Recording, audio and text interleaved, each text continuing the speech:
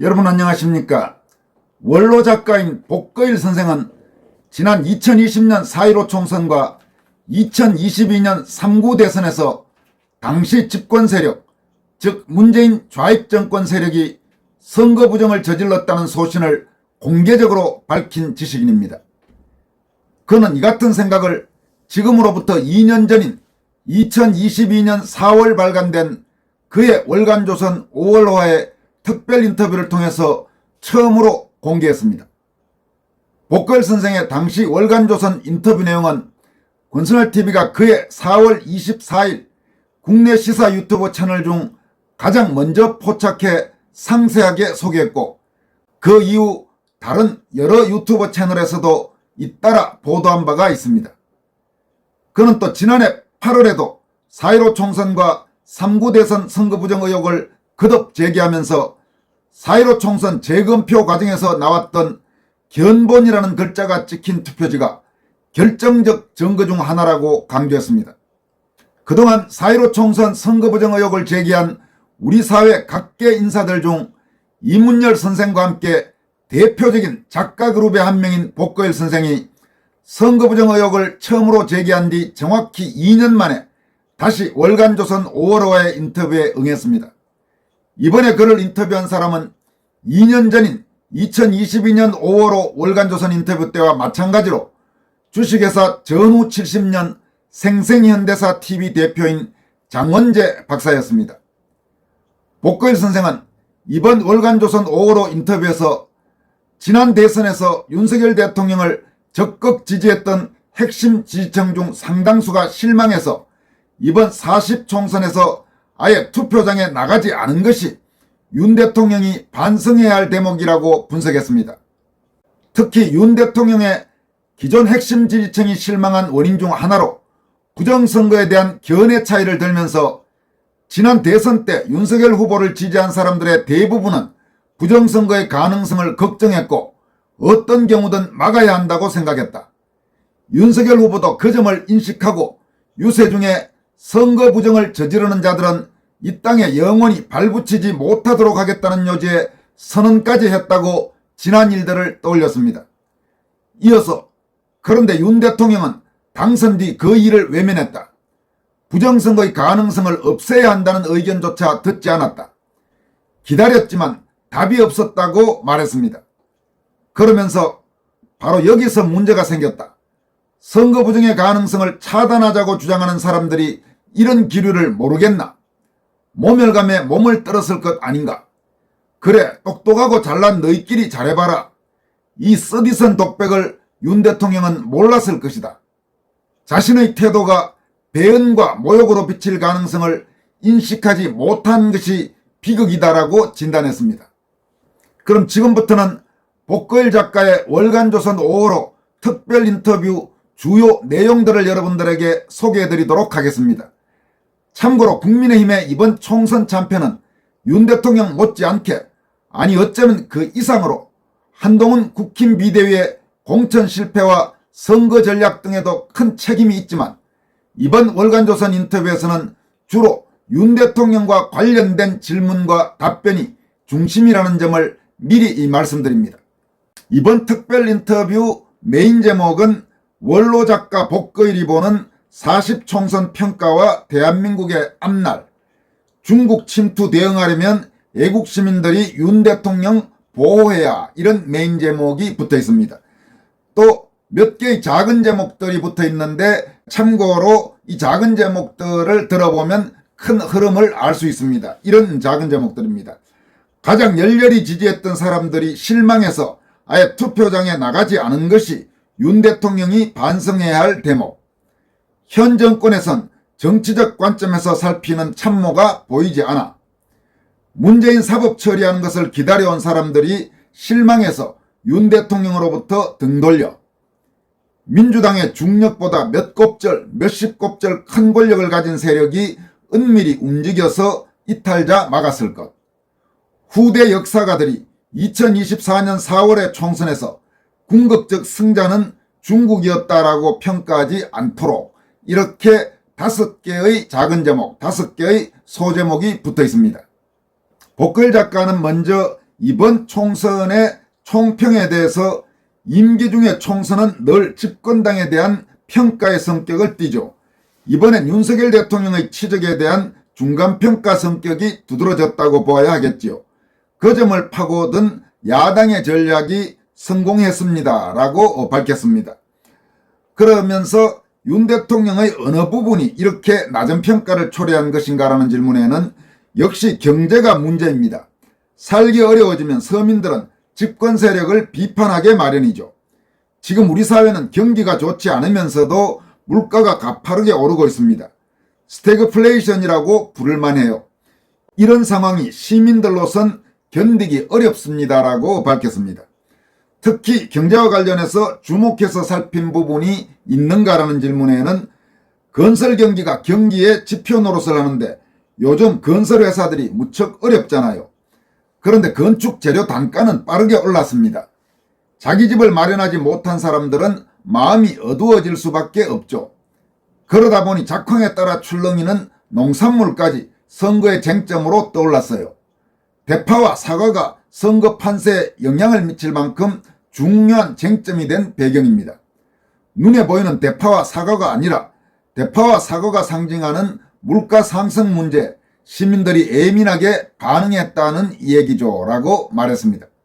이어서 하지만 경제가 어려워진 것은 따지고 보면 전임 문재인 대통령의 책임이 크지 않은가. 특히 정부 부채가 걷잡을 수 없이 늘어나서 경제정책을 제대로 펴기가 어려워진 것이 문제의 본질이라는 평가도 있다라는 질문에는 그렇죠. 하지만 그런 얘기의 시효는 짧습니다. 사람들의 기억이 짧거든요. 길어야 1년, 그 뒤로는 언제적 얘기를 하느냐는 반론이 나오죠. 따라서 윤 대통령으로선 집권 초기에 상황을 시민들에게 자세히 설명했어야 합니다라고 답했습니다.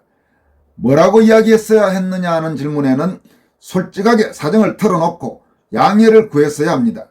전임 대통령 시절에 잘못된 경제정책을 펴서 물가가 올랐다. 특히 집값이 가파르게 올랐다. 아울러 전임 정권이 시장경제의 원리에 어긋나는 정책을 펴서 우리 경제의 생산성이 크게 낮아졌다. 그래서 살기가 어려워진 것이다. 나는 이러이러한 정책들을 펴서 경제에 활력을 불어넣겠다. 다만 경제정책이 실제로 효과를 보려면 시간이 걸린다. 경제정책은 대체로 긴 시간이 지나야 효과가 나온다. 따라서 제 임기 중반이 되면 경기가 살아나고 물가는 잡힐 것 같다. 이렇게 설명하고 희망적 전망을 제시해야 시민들이 상황을 이해하고 기다려줄 것 아니겠습니까? 라고 답했습니다. 복걸 선생은 윤석열 대통령의 소통 문제도 지적했습니다. 유권자들과의 소통은 선거에 있어서 중요한 전략이잖아요. 여기에 이번 선거에서 여당이 맞닥뜨렸던 근본적 장애가 있습니다. 대중매체들이 거의 다 야당을 드러내놓고 일방적으로 지지했습니다. 심지어 유튜브에서도 야당 지지 매체들이 훨씬 우세해요. 그러니 모든 일에서 야당의 선전선동이 위력을 지니게 되었습니다.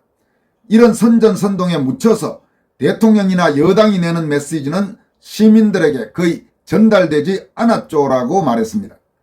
그러면서 윤 대통령이 대통령실 출입 기자들을 활용해서 대국민 소통을 적극적으로 하지 못한 부분에 대해서 아쉬움을 표시했습니다.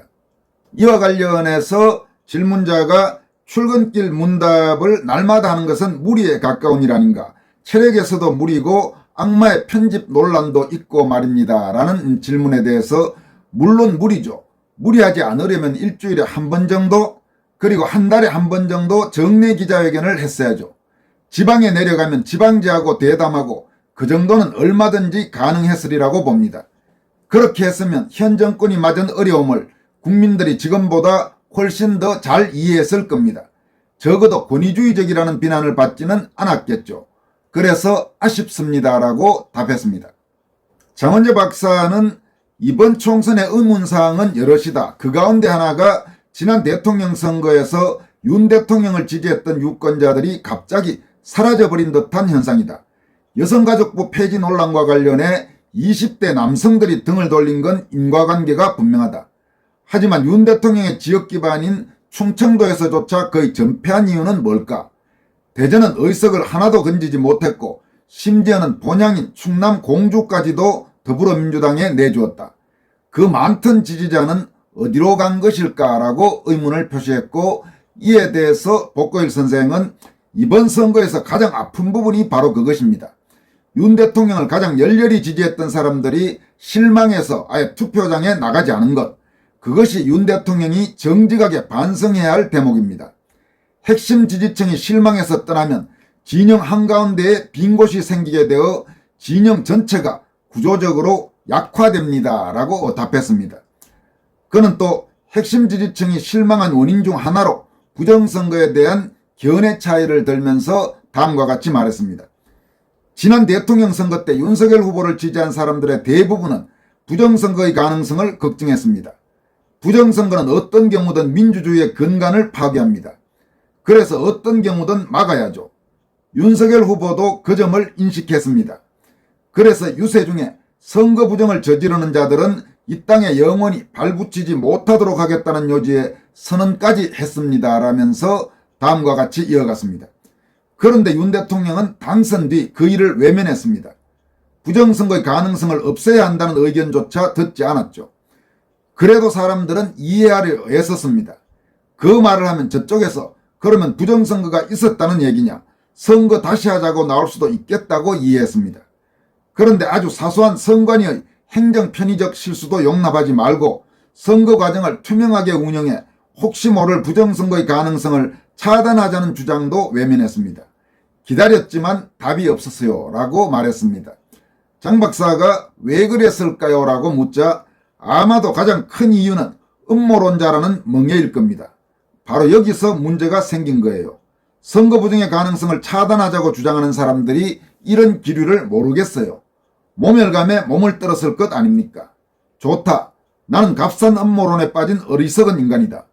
그래, 똑똑하고 잘난 너희끼리 잘해봐라. 이 쓰디쓴 독백을 윤 대통령은 몰랐을 것입니다.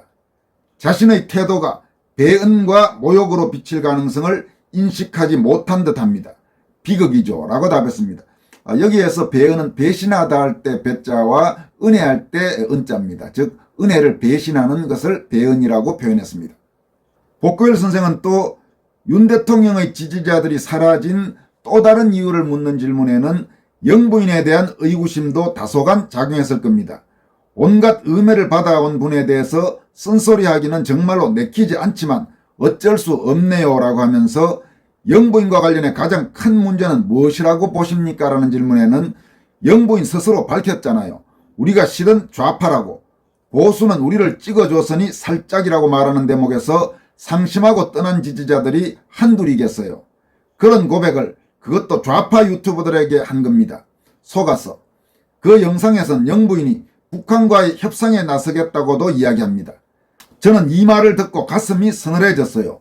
좌파 유튜버에게 속아서 할 얘기 안 할 얘기 다 털어놓는 분이 북한과 협상에 나선다? 이렇게 답변했습니다. 그러면서 영부인의 얘기로 인해 투표장에 안 나온 분들도 상당했을 거라는 말씀이신가요? 라는 질문에는 대다수는 투표했겠죠. 그래도 이번 선거에서 고령층의 투표율이 예상보다 낮았잖아요. 어쨌든 이 일엔 다른 측면도 있어요. 영부인이 남북협상에 나설 만큼 활동 공간이 커지면 대통령실 안에서 참모들의 활동 공간이 줄어듭니다. 그동안 대통령실에선 비서실장의 역할이 다른 정권들에서보다 작았어요. 그것이 어쩔 수 없이 이번 총선에 영향을 미쳤다고 봅니다 라고 답변했습니다. 보다 구체적으로 말씀해달라는 질문에는 어느 나라나 대통령실이나 수상실엔 모든 일들을 정치적 관점에서 살피는 참모가 있습니다. 그리고 그의 판단은 큰 무게를 지닙니다. 그런데 현 정권에선 그런 역할을 하는 참모가 보이지 않았어요. 영부인의 활동 공간이 넓어지면서 그런 참모가 옆으로 밀려났겠죠. 아마도 그래서 총선을 앞두고 의대 정원 확대를 추진한 것 아닌가, 그런 생각이 들었습니다 라고 말했습니다. 총선을 앞두고 불쑥 터져나온 의대 정원 대폭 확대는 참으로 정치적으로 이해하기 힘든 결정이었습니다. 이에 대해서 복고일 선생은 다음과 같이 말했습니다. 의사들은 고도의 전문가 집단이고 소득도 높아서 우성향 유권자가 많습니다. 의사들의 저기를 사면 줄잡아 몇십만 표가 날아가는데도 그 일을 강행한 거예요. 방금 모멸감 이야기를 드렸는데 이번엔 전문적 종사자인 의사들의 직업적 자존심을 건드렸습니다. 집권 초기엔 과학자들에게 모멸감을 줬죠. 그전에도 초등학교 5세 입학이나 킬러 문항 배제처럼 보기보다 복잡한 논점들을 쾌도난마식으로 다루었어요. 혼란을 싫어하는 시민들에게 미칠 정치적 영향을 고려하는 절차가 생략된 겁니다 라고 말했습니다. 복거일 선생은 또 윤석열 대통령이 문재인을 단죄하지 못한 것도 상당히 악영향을 미친 것으로 분석하고 있습니다. 그는 이렇게 말했습니다. 당선자 시절에 윤 대통령이 문재인 대통령에게 당선 인사를 드리러 청와대를 찾은 적이 있습니다. 그때 두 분 사이에 무슨 양해가 이루어졌던 것 같아요 라고 하면서 그렇게 추측합니까? 라는 질문에 예, 저는 그렇게 봅니다. 문재인 전 대통령의 행위 가운데 가장 이해하기 힘든 것이 친구인 송철호 씨를 울산시장에 당선시키기 위해 청와대 참모들을 통해 공작을 꾸민 일입니다. 이것은 문 전 대통령의 인품을 적나라하게 드러내는 범죄였어요. 증거들이 워낙 확실해서 청와대 참모들이 모두 재판을 받고 감옥에 가는데 정작 지시한 것이 분명한 문재인 전 대통령은 수사도 제대로 받은 적이 없잖아요. 그러니 사람들이 윤 대통령을 의심하게 되었죠. 윤 대통령은 더더구나 그런 의심을 받으면 안 됩니다 라고 답했습니다. 왜 그렇습니까? 라고 묻자 윤 대통령은 검찰 출신입니다. 하늘이 무너져도 정의가 시행되도록 하라. 그것이 법률가들에겐 최고의 신조잖아요.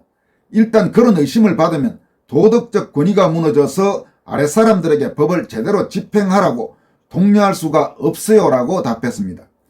그런 사정이 이재명 대표가 관련된 여러 사건의 소추에 부정적 영향을 미쳤다는 말씀인가라는 질문에는 중대한 범죄를 범한 것이 확실한 전임 대통령을 개인적 의리를 지킨다는 명분으로 소추로부터 보호해주는 것은 중대한 범죄죠. 대통령이 이런 범죄를 저지른다면 법관들이 이런 상황을 어떻게 여기겠어요? 라고 답변했습니다. 또 장원재 박사가 우리 사회는 대통령들이 너무 많이 재판받고 감옥에 갔습니다. 그래서 그런 불행한 전통을 끊어야 한다는 생각이 널리 퍼졌습니다. 윤 대통령도 그런 생각을 한 것 아닐까요? 라고 묻자 그런 것 같기도 합니다. 그러나 그것은 정당한 절차가 아니죠. 재판받아 유죄 판결이 나오면 그때 사면하면 되잖아요. 그러면 개인적 의리도 지키고 법도 지킬 수 있는 건데 법적 절차를 밟지 않았기 때문에 문재인 전 대통령으로부터 70평생에 이렇게 못하는 정부는 처음 본 것 같다는 얘기를 듣는 거죠. 그런데 여기에 보다 더 중요한 문제가 있습니다라면서 현실적으로 표심에 영향을 끼쳤다는 점이죠. 윤석열 대통령이 문재인 전 대통령을 사법 처리하는 것을 기다려온 사람들이 실망해서 윤 대통령으로부터 등을 돌렸다는 사실입니다. 이분들이 그저 문 전 대통령에게 안갚음을 하고 싶어서 문 전 대통령의 기소를 바란 것은 아닙니다라고 답했습니다. 그러면서 문제의 핵심이 뭔가라는 질문에 문재인 전 대통령은 취임하자마자 우리 원자력 발전 사업을 체계적으로 파괴하기 시작했습니다. 우리 핵무기 개발 능력을 없애려는 뜻이라고 볼 수밖에 없어요. 이 과정에서 아랫사람들이 불법을 저지르도록 강요했습니다. 이런 불법적 행동에 대한 정당한 응징을 윤 대통령은 왜 머뭇거리고 있는 겁니까? 이 밖에도 우리 공무원이 북한군에 의해 사살되고 시체가 소각되는 것을 막을 생각도 하지 않은 일, 북한에서 귀순한 사람들을 북한으로 강제 송환시킨 인류에 대한 범죄, 가치 있는 자료가 담긴 외부 저장 장치를 국민들이 지켜보는 앞에서 북한 지도자에게 넘긴 일 등등 이런 범죄들이 하나도 수사받지 않았지 않습니까? 라고 분노를 표시했습니다. 그러면서 나라를 해치고 민족을 해치고 인류에 대한 범죄를 저지른 사람이 그가 대통령이었다는 사실 때문에 법의 심판을 받지 않는다면 자유주의 대한민국을 지킬 길이 없다는 생각에서 그분들은 문 전 대통령이 법의 심판을 받기를 기다린 것입니다. 라고 문재인의 단죄를 강력히 촉구하는 애국시민들의 정서를 대변했습니다. 이어서 현재의 정치적 상황에선 문재인 전 대통령이 법정에 설 가능성이 작은 것 같다라는 질문에는 아마 이재명 대표 생각도 같을 겁니다. 이런 사정에 나름 교훈을 얻어 다음 대통령 선거까지 버티려 할 겁니다. 라고 전망했습니다. 복거일 선생 인터뷰에 대한 질문은 이어서 야당과 관련된 질문, 즉 야당이 이번 총선에서 승리한 요인 가운데 가장 중요한 것은 무엇이라고 생각하는가라는 질문에 이렇게 답변했습니다. 야당은 이재명 대표가 이끈 친명계가 당권을 장악한 뒤 문재인 대통령이 이끌었던 비명계를 숙청했습니다. 비명행사라는 말까지 생겨날 정도였죠. 당연히 비명계는 반발했고 더불어민주당은 둘로 쪼개질 것처럼 보였습니다. 그런데 갑자기 비명계의 중심 인물들이 공천에서 탈락했음에도 불구하고 당의 조치를 따르겠다고 선언하고 당 안에 머물렀습니다. 그러자 비명계 모두가 이런 결정을 따랐습니다. 이처럼 당이 쪼개지지 않은 것이 선거에서 승리의 바탕이 되었습니다. 동화에나 나옴직한 이야기입니다. 라고 답변했습니다. 특히 이처럼 민주당 분열을 막아준 것은 뭔가 거대한 암흑물질 같은 것이 작용한 것 같다는 인식을 내비쳤습니다. 그리고 그 민주당의 분열을 막아준 암흑물질은 중국과 관련된, 그러니까 중국 공산당과 관련된 세력일 것이라는 점을 시사했습니다. 이와 관련해서 복고일 선생은 다음과 같이 답했습니다. 우주론의 암흑물질에 비유하면 더불어민주당의 미스터리가 일단 설명이 되잖아요. 우리 눈엔 보이지 않지만 더불어민주당의 중력보다 몇 곱절, 몇십 곱절 큰 권력을 가진 세력이 은밀히 움직여 이탈자가 하나도 안 생기도록 했다. 이런 얘기죠. 선거 때 원수는 평생 원수라는 말이 있는데 미래의 정치적 이익이든 무엇이든 현실의 불이익을 충분히 보상할 무언가가 있었다는 말입니다. 어떠세요? 이해가 좀 되세요? 라고 말했습니다. 이어서 그 암흑물질의 정체는 무엇인가요? 라는 질문에는 더불어민주당 사람들만이 알겠죠. 그래도 짐작할 단서들이 들어있어요. 모두 잘 아는 것처럼 근년에 온 세계에 걸쳐 중국의 영향력이 부쩍 커졌죠. 그리고 많은 나라에서 좌파 정치인들과 지식인들이 중국의 영향 아래 움직이고 있습니다. 강대국이 다른 강대국이나 주변국의 정치에 개입해 영향력을 행사하려고 하는 것은 사실 어제오늘의 현상이 아니죠. 제1차 세계대전, 제2차 세계대전, 그리고 전후에도 예를 들어 소련이 얼마나 미국의 선거에 영향력을 행사하려고 했습니까? 미국이나 영국의 고위공직자 중에서도 나중에 간첩으로 판명난 사람이 하나둘이 아니었지 않습니까? 동독이 서독에 대해 벌인 공작도 어마어마했고요. 라고 답했습니다. 그렇다면 우리나라도 중국의 의도로부터 자유롭지 못하다는 말씀인가? 라는 질문에는 중국에는 한국의 상황이 자신들의 국익과 직결되는 사활적인 문제니까요. 상식적으로 어떻게든 당연히 영향력을 행사하려고 하지 않겠습니까? 이 문제에 대해 정통한 전문가들은 이런 위험이 일반 시민들이 상상하는 수준을 훌쩍 넘는다고 경고합니다. 이번 우리 총선거를 며칠 앞둔 4월 4일에 마이크로소프트의 MTAC는 중국의 개입을 경고하는 성명을 발표했어요. 올해 세계적으로 주요 선거들이 특히 인도, 남한 그리고 미국에서 실시되는 바 우리는 중국이 최소한도 자신들의 이익을 늘리기 위해서 인공지능 생성물을 생산하고 확산시킬 것으로 예상한다. 그런 생성물이 선거 결과에 영향을 미칠 가능성은 아직 낮지만 밈, 비디오 및 오디오를 증강시키려는 중국의 늘어나는 시험들은 지속될 것으로 보인다. 그리고 앞으로 보다 효과적일 것이다. 이렇게 경고했다고 소개했습니다. 그러면서 다음과 같은 말도 했습니다. 시사적인 것은 이재명 대표가 윤 대통령의 중국 정책을 갑자기 비난한 것입니다. 왜 중국에 찝적대나 그냥 쎄쎄하면 된다라고 했어요. 문재인 대통령의 굴욕적 대중정책이 여러 문제를 불렀고 우리 국민의 80%가 중국에 대해 경계심을 가진 터에 이런 발언이 득표에 도움이 될 리 없는데도 이 대표는 굳이 이 말을 했습니다. 왜 그랬을까요? 그리고 중국 매체들은 기다렸다는 듯이 크게 보도했지요. 그런데 중국과 관련해서는 또 하나 심각한 문제가 있습니다라면서 인공지능 시대엔 누구도 거짓 정보를 즉시 가려내고 의도적 배포자를 단시일 내에 찾아내는 일이 실질적으로 불가능해요. 특히 화웨이 같은 중국산 장비를 우리 국가기관이 단 하나라도 쓸 경우가 문제입니다. 화웨이 장비들은 모두 뒷문 즉 백도어라고 불리는 정보 탈취 장치가 들어있다고 보아야 해요. 영국과 미국의 방첩기구 수장들이 공개적으로 위험을 경고하면서 시민들의 경각심을 불러일으키려 애쓰는 상황이거든요. 우리 사회는 중국의 정보 탈취 시도에 특히 취약합니다라고 밝혔습니다. 그러면서 중국의 침투가 전방위적이고 지속적이라면 우리는 어떻게 대응해야 하는가라는 질문에는 중국의 침투에 대응하려면 입법이 필요한데 더불어민주당이 장악한 국회에서 중국의 침투에 대응하는 법안을 통과시킬까요? 후대 역사가들이 2024년 4월의 총선에서 궁극적 승자는 중국이었다라고 평가하지 않도록 거대 야당이 국익을 보호해야 합니다라고 국민의힘에 각성을 촉구했습니다. 그러면서 복거일 선생은 마지막으로 당부하실 말씀이 있다면 무엇인가라는 질문에는 윤석열 대통령은 대담하게 중국에 대해 자주적이고 합리적인 정책을 폈어요. 윤 대통령의 뛰어난 면이 유감없이 발휘된 것이죠. 예상과 달리 중국도 별다른 반발을 하지 않았습니다. 그때 저는 얼핏 대담한 외교 활동을 펼치던 이승만 대통령의 면모를 윤 대통령에게서 보았습니다. 그래서 말씀드립니다. 우리 애국 시민들이 윤 대통령을 보호해야 합니다. 앞으로 무척 외로울 터인데 윤 대통령이 너무 외롭지 않도록 해야 해요. 현실적으로 그것이 우리가 중국의 침투와 위협에 대해 잘 대응하는 길입니다. 중국 사람들에게 쎄쎄하면 더 내놓으라고 나올 것 아니겠어요. 중국의 쎄쎄한 필리핀이 지금 수모를 당하는 모습을 보세요라고 인터뷰를 마무리했습니다. 여러분, 복거일 선생이 지적한 대로 현 상황에서 윤석열 대통령이 국익을 지키기 위해서 행동한다면 외국 시민들이 윤석열 대통령을 지켜줄 그런 필요는 있습니다. 다만 그것은 윤석열 대통령이 외국 시민들이 생각하는 어떤 그 선을 넘어가지 않는다는 범위 안에서입니다.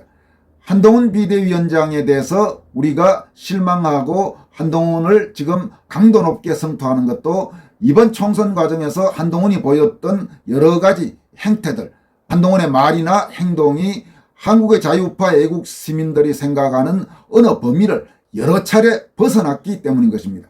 그런 점에서 윤석열 대통령이 그 선을 넘어가지 않고 여러 가지 어려운 여건 속에서도 한국의 대통령으로서 중심을 잘 잡고 국정을 운영해 나가기를 바랍니다. 윤석열TV였습니다. 여러분 고맙습니다.